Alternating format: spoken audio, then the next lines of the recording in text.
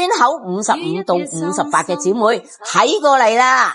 呢啲全部都係準備俾你哋嘅小價位手鐲。第一條係白月光手鐲，厚裝嘅白月光，今次睇住真係好似月光，又厚裝大氣，微微泛起熒光。中意白月光嘅可以揀一下呢條。仲有呢條係情底飄羊綠手鐲。